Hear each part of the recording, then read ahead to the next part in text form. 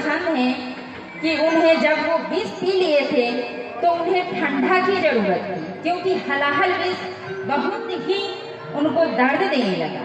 तो वो गले में जो सांप भी लटकाए हुए हैं वो ठंडक की वजह से। तो आइए, भोलेनाथ के भांग की झोड़ा नहीं मिलने पर मैया पार्वती से बार बार पूछ रही हैं। इसी का पद है।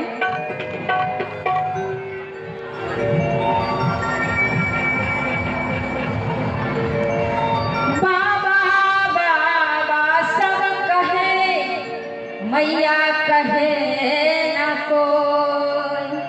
बाबा बाबा सब कहे, मैया कहे न कोई। बाबा के दरबार में मैया कहे सो होई। बोल दीजिए प्रेम से मैया भवानी की। बजू बाजू गोरा, ये बजू बाजू गोरा कत धेनु भानत झोरा। बजू बाजू गोरा कत धेनु भानत झोरा। कत धेनु भानत झोरा, कत धेनु भानत झोरा। बजू बाजू गोरा कत धेनु भानत झोरा। बजू बाजू गोरा कत धेनु भानत झोरा।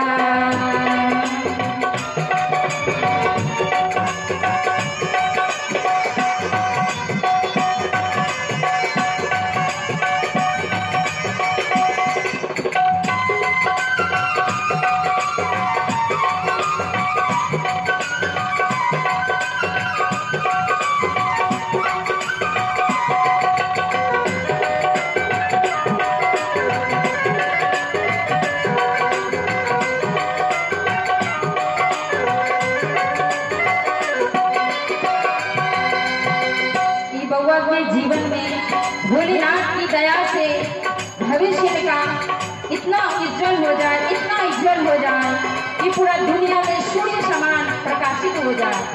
बाबा के दरबार में अर्जी लगाते हुए मेरा ये विनय है उनसे।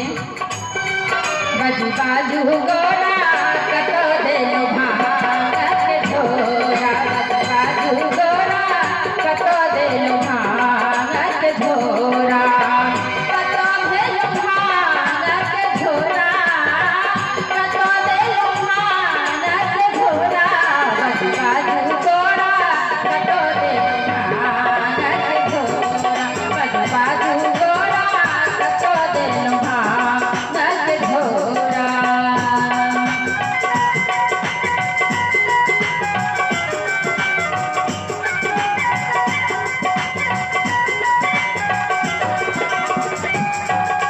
मेरी तालियों के साथ देखिए, सभी भक्तों से आग्रह है।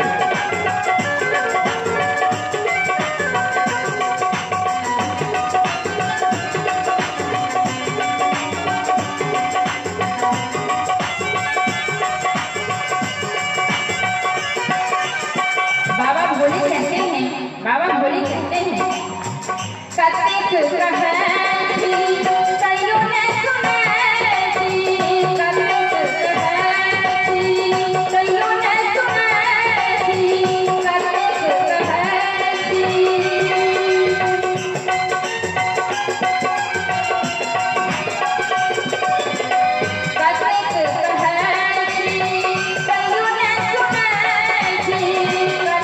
कहे कतेक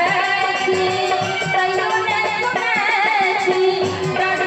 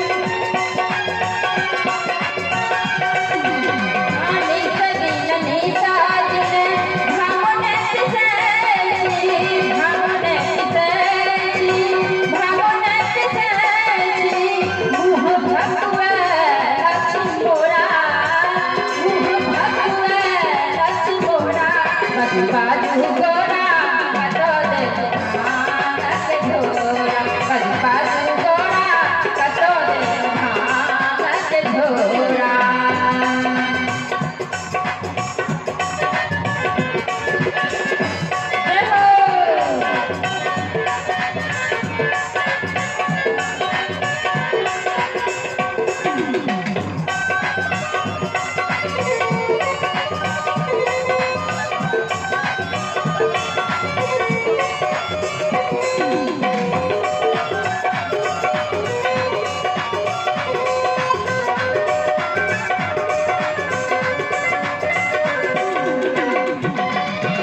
मैया कहती हैं, मैया क्या कहती है बाबा भोले से, थोड़ा ध्यान दीजिएगा।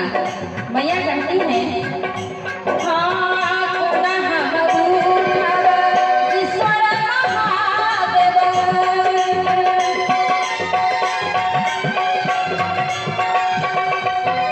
पुनः मधुर ईश्वर महादेव, ईश्वर महादेव, ईश्वर महादेव।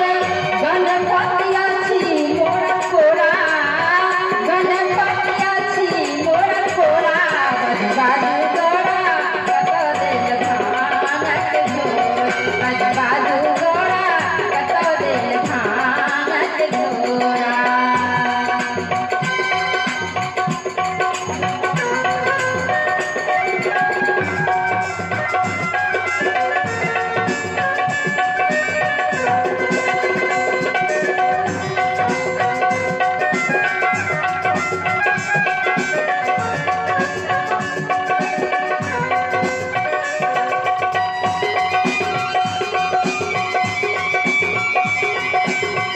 बाजू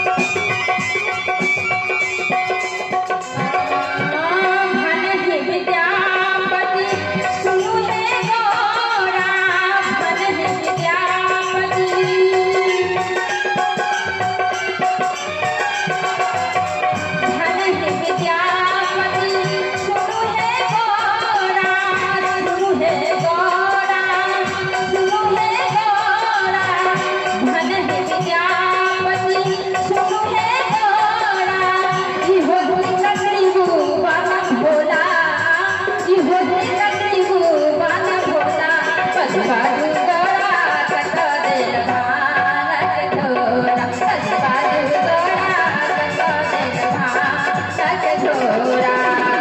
दे भांग के झोरा, बाजू गोरा कतो दे भांग के झोरा, कतो दे भांग के झोरा, कतो दे भांग के झोरा, बाजू गोरा कतो दे भांग के झोरा, बाजू गोरा कतो दे भांग के झोरा, बाजू गोरा कतो दे भांग के झोरा, बाजू गोरा कतो दे भांग के झोरा।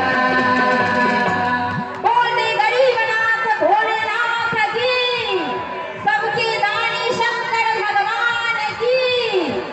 अब इसी भजन के